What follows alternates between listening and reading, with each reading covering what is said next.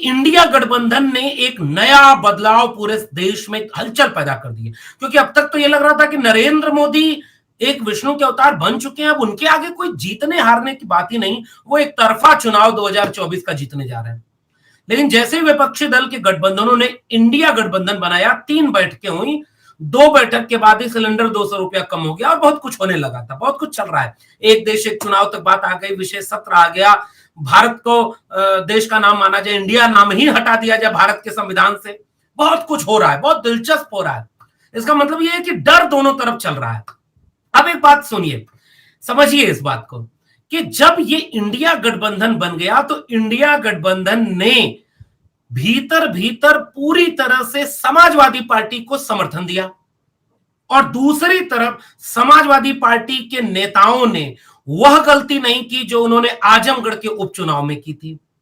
आजमगढ़ के उपचुनाव में अखिलेश यादव जो समाजवादी पार्टी के राष्ट्रीय अध्यक्ष हैं, वो प्रचार करने गए ही नहीं और ओम प्रकाश राजभर ने इस बात को अपने लिए एक टूल बना लिया था।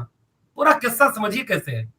तो एक तरफ जब अखिलेश यादव जो समाजवादी पार्टी के मुखिया हैं और वो बड़े नेता हैं, जो नाराजगी पैदा हुई कि आजमगढ़ जहां के 10 विधायक समाजवादी पार्टी के जीते हैं, सरकार नहीं बनी, लेकिन अपने सबसे मजबूत गढ़ के रूप में समाजवादी पार्टी आजमगढ़ को देखती थी और है भी। मतलब आप कल्पना करिए कि बीजेपी दूसरी बार जीत रही है और वहां पर एक तरफा 10 के 10 विधायक उनके हों समाजवादी पार्टी के, और फिर भी जब उपचुनाव हुआ और धर्मेंद्र यादव जैसा एक कद्दावर नेता, मजबूत नेता, वैचारिक नेता चुनाव हार गया, तो ओम प्रकाश राजभर ने इसको यह बनाया कि अखिलेश यादव एसी में बैठे रहते हैं, वो निकलते नहीं।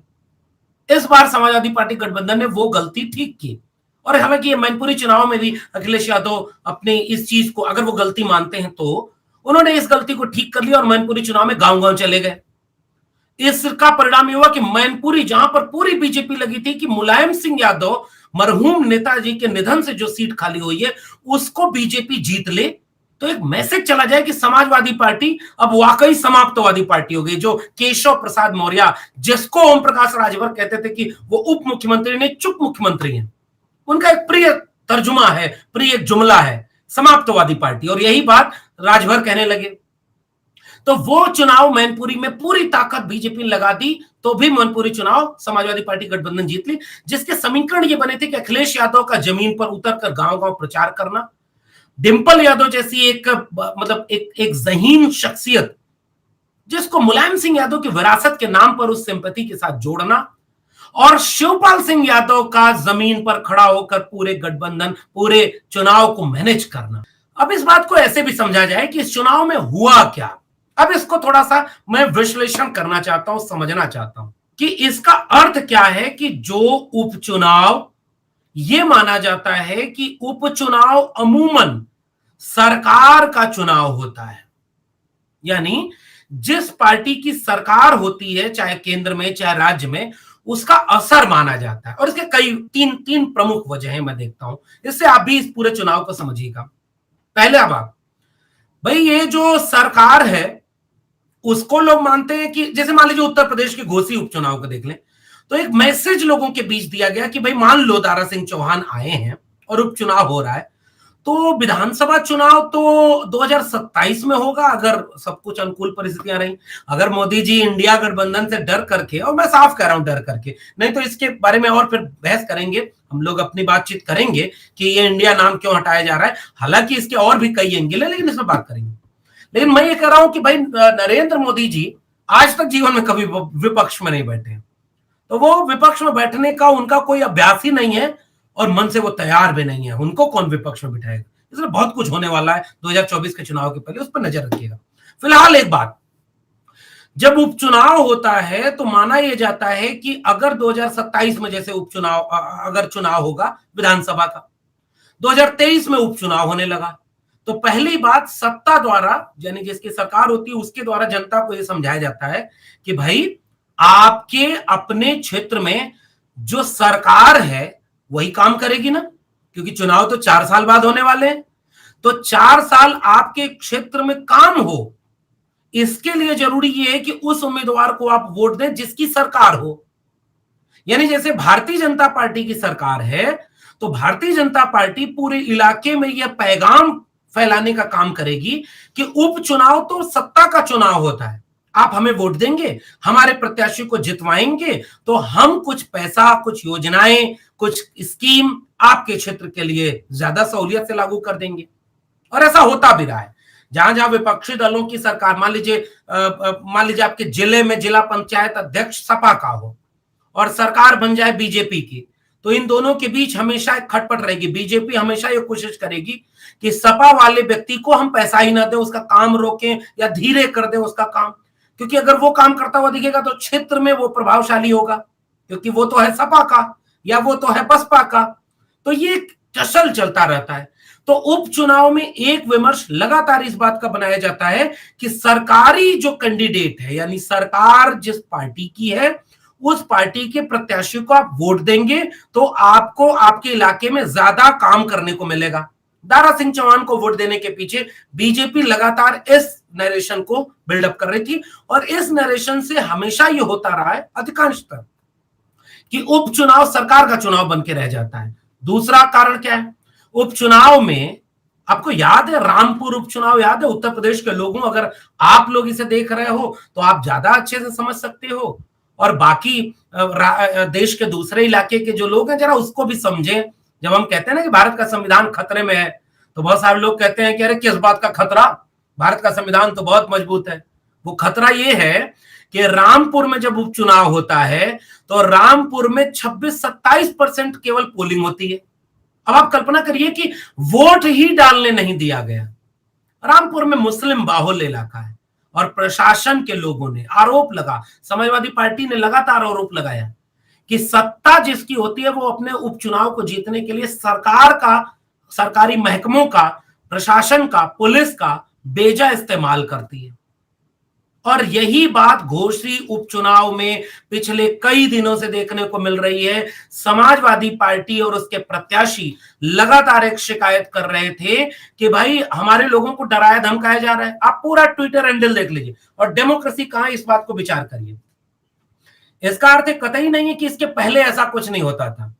जिसकी सरकार होती है वो कई तरह की कोशिश करता है कि वो कैसे पूरे चुनाव को प्रभावित कर ले, लेकिन आप कल्पना करिए कि वोटर का वोटर कार्ड छीन कर ले जाना, ये कौन सी डेमोक्रेसी है? इस बात का जरा जवाब सोचिएगा, और आप लोग भी सोचिए।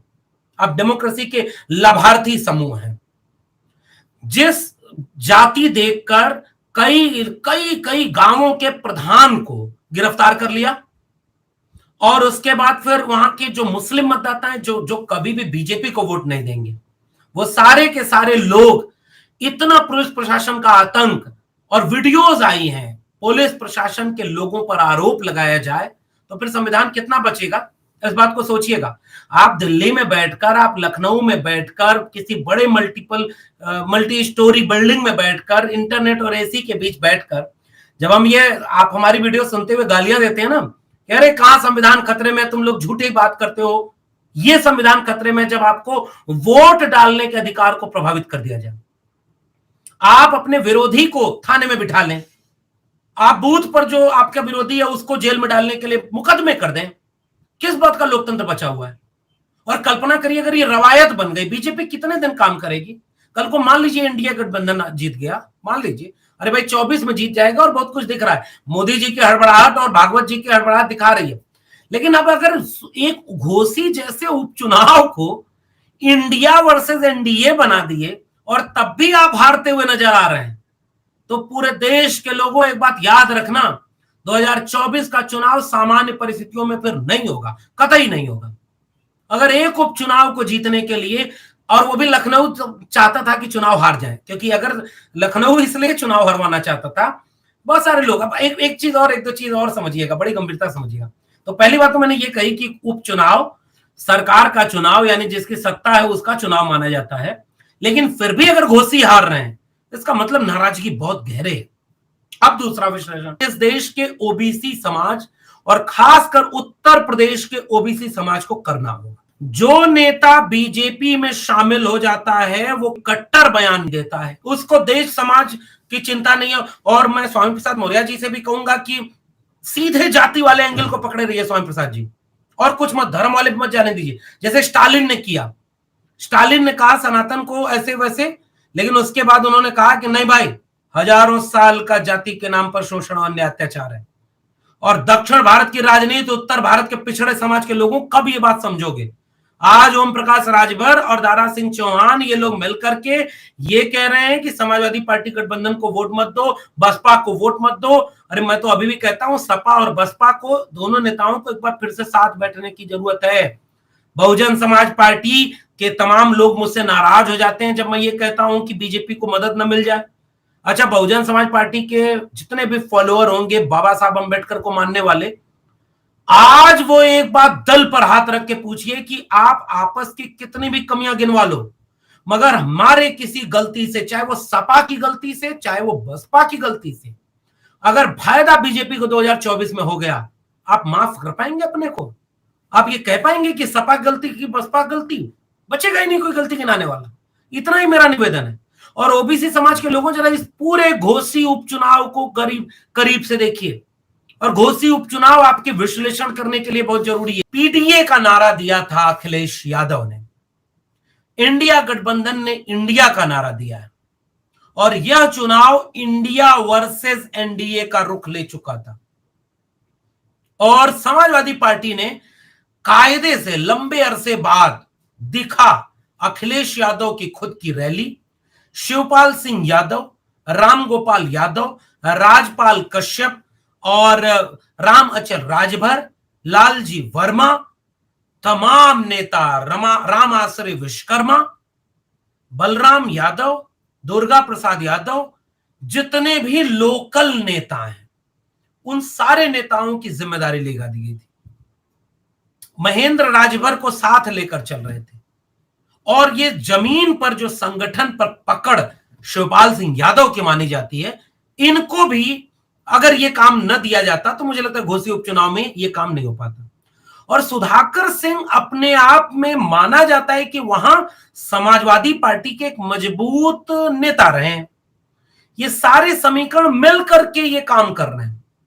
तो ये एक तो ये अगर 2024 के चुनाव को घोसी उपचुनाव से प्रभावित होकर के आपको अगर इस दिशा में आगे बढ़ाना है इंडिया गठबंधन को, समाजवादी पार्टी को, तो जो मेहनत घोसी उपचुनाव में आप करते हुए दिखे हैं, देखिए भाई, बीजेपी को आप पैसे से तो हरा नहीं सकते। साफ कुछ बातें मेरी एकदम साफ मेरी धारणा है, स्पष्ट धारणा है। बीजेपी से ज्यादा पैसा तो आपके पास होगा नहीं, अगर है तो फिर बताइए, इतना तो आप खर्च भी नहीं कर पाएंगे। बीजेपी को पैसे में आप हरा नहीं सकते। जितना पैसे से उसने मीडिया हाउसेस खरीद करके अपनी बहसें, जैसे बात होगी हजारों साल से जाति के नाम पर सनातन में शोषण हुआ है, तो ये जातिवाद हम कभी सहेंगे नहीं, इसको हम खत्म करके मानेंगे। जैसे ये बहस आई कि उसको कह दिए थे मीडिया की ये तो हमारा धर्म का विरोध कर रहा है, इसका विकल्प तो आपके मीडिया के पास है नहीं, लेकिन सोशल मीडिया है। जरा समाजवादी पार्टी और उनके गठबंधन के लोगों को यह बात विचार करना चाहिए कि इतने ताकतवर होने के बाद भी अगर योगी आदित्यनाथ यूट्यूब इन्फ्लुएंसर की मीटिंग करके एल्विस यादव जैसे व्यक्ति को और तमाम संघी और हिंदुत्व के एजेंट को वहां बुलाकर प्रमोट कर रहे हैं, भाई पीछे से करोड़ों रुपया दिया जा रहा है। तो आप जरा अपने आसपास देख लीजिए, यूपी में जितने यूट्यूब पर काम करने वाले, सोशल मीडिया पर काम करने वाले लोग, और राष्ट्रीय जनता दल एक ऐसी पार्टी है जिसकी सोशल मीडिया हैंडलिंग बहुत मजबूत है, बीजेपी के सामने बहुत मजबूत है। तो आप यहां पर उन्हें हरा सकते हैं, जमीन पर आप अपने जमीनी नेताओं को अगर केंद्र में रख करके उनको ताकत दें, उनको काम दें, जैसे शिवपाल सिंह यादव, राजपाल कश्यप, रामचंद्र राजभर, लालजी वर्मा, स्वामी प्रसाद मौर्य, राम आश्रय विश्वकर्मा, जो पुराने नेता आपके हैं, इन पुराने नेताओं को खड़ा करके अगर आपने जमीन पर काम कर दिया तो मुझे लगता है कि बीजेपी को आप सीधे यहां बिना डर करके सीधे आंख में आंख मिला करके लड़ सकते हैं, और जो काम घोसी उपचुनाव में होता हुआ दिख रहा है। और ओबीसी समाज के लोगों का एक मसला बहुत महत्वपूर्ण है। एक बात गौर करिएगा कि ये जितने नेता अपनी अपनी जातियों के नेता बन गए, यह राजनीति का एक बहुत अच्छा अध्याय है, स्वागत करना चाहिए। अगर मुकेश सहनी जैसा व्यक्ति सन ऑफ मल्लाह बन करके निषाद समुदाय का एक लीडर बनता है, अगर संजय निषाद एक लीडर बनते हैं अपने समाज के, ओम प्रकाश राजभर एक अपने समाज के नुमाइंदे बनते हैं, अगर दारा सिंह चौहान अपने चौहान बिरादरी के एक नेता बनते हैं, ये लोकतंत्र को मजबूत करने वाला अध्याय है और इसे आप रोक नहीं पाएंगे। हर जाति के लोग अपने जाति के नेता को खोजेंगे और बड़ी पार्टियों को यह जिम्मेदारी देनी होगी कि हर जाति के नेता उनके अगर पार्टी के बैनर में नहीं दिख रहे, उनके मंच पर नहीं दिख रहे, तो कब तक कोई आपको वोट देगा? इस बात को भी तो समझिए आप, थोड़ा दिल बढ़ाकर। बीजेपी पसमानदा को अपना रही है भाई, और इस समाज में इंडिया गठबंधन के लोगों ने पसमानदा पर कोई पॉलिटिक्स बनाई हो तो बताइए। ये मेरा सुझाव है उनको, आप पसमानदा पर बात क्यों नहीं करते जिसमें एससी एसटी ओबीसी लोग हैं? आप मुसलमान पर बात क्यों नहीं करते? आप अति पिछड़े समुदाय पर बात क्यों नहीं करते? और अगर आप बात नहीं करेंगे तो बीजेपी पीछे से उनको खींचने के लिए कभी ओम प्रकाश राजभर को अपने साथ मिला लेगी, कभी दारा सिंह चौहान को अपने साथ मिला लेगी और उनकी जाति के नेता को आगे खड़ा कर देगी और कहेगी कि देखिए भाई, फला पार्टी में तो फला जाति का मंत्री है, वही मुख्यमंत्री बनेगा, उसी के सांसद है। तुम्हारी जाति का नेता कौन? ये, तुम इसको वोट दो। अपनी जाति का जो अपर कास्ट इंटैक्ट वोट है बीजेपी के पास, क्योंकि वे ब्राह्मण कभी आज भी सबसे एक मुश्त अगर किसी को वोट देने का जो है वो ब्राह्मण के पास है।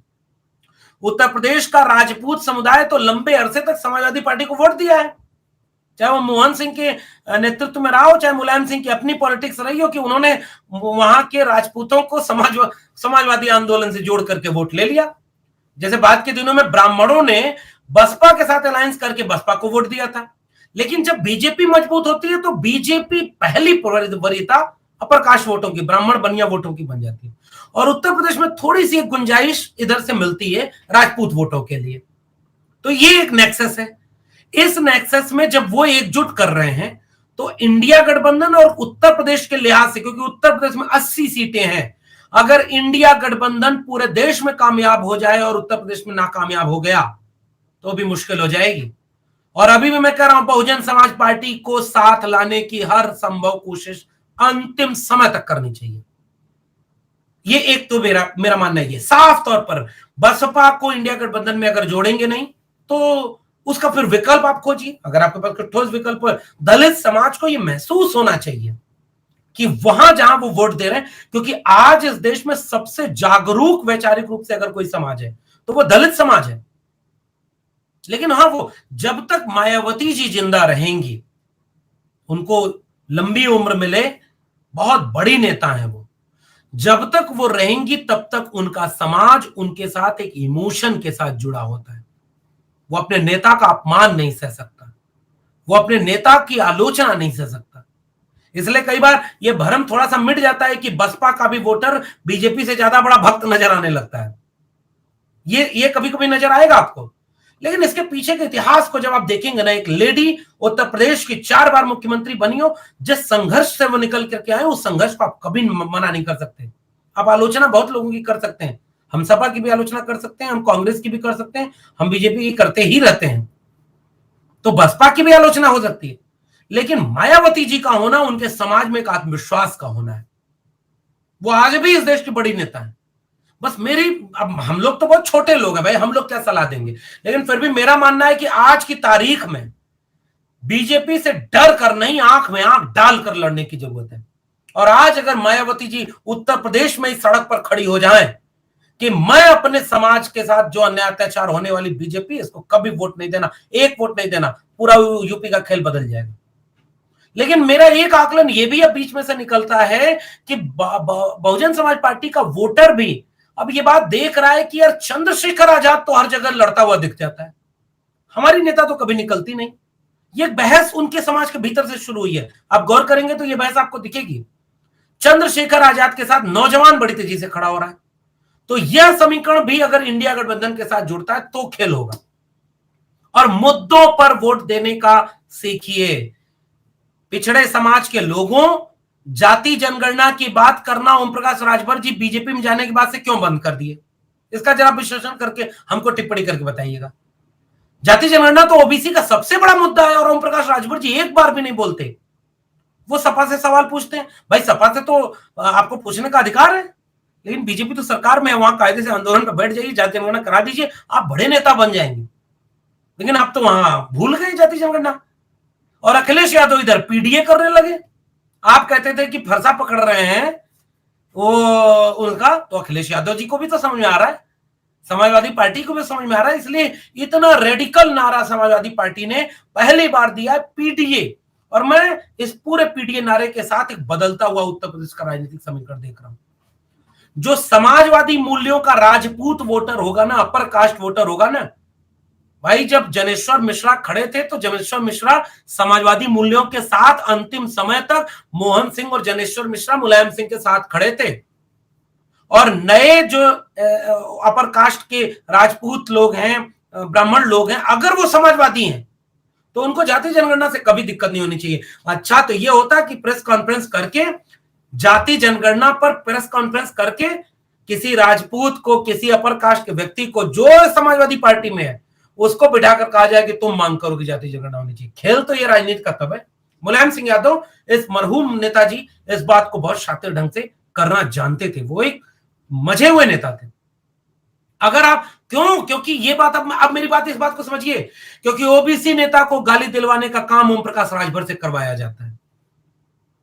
आप कल्पना करिए, आपके नेताओं की, जब आपकी जाति का कोई व्यक्ति उधर जाता है तो उसका सबसे बड़ी जिम्मेदारी होती है इतना गाली दो इनको कि अगर ये चुपचाप गाली सुनते रहेंगे तो अपमानित होंगे, और अगर आपकी गाली का जवाब देंगे तो हम कह देंगे कि ये पूरे समाज को गाली दे रहा है। जैसे मान लीजिए ओम प्रकाश राजभर पर आप हमलावर हो जाए, उत्तर प्रदेश के यादव लोग लग जाए, ओम प्रकाश राजभर तुमको ये कर देंगे, वो कर देंगे, बीजेपी यहीं तो सफल हो जाती है। बीजेपी तुरंत कह देगी यादव राजभर विरोधी होते हैं, गांव गांव ये बात चली जाएगी। इस काट को ढूंढिए। और पीडीए जो एक वैचारिक लड़ाई है, वैचारिक लड़ाई से ही एक मजबूत दिशा बनेगी।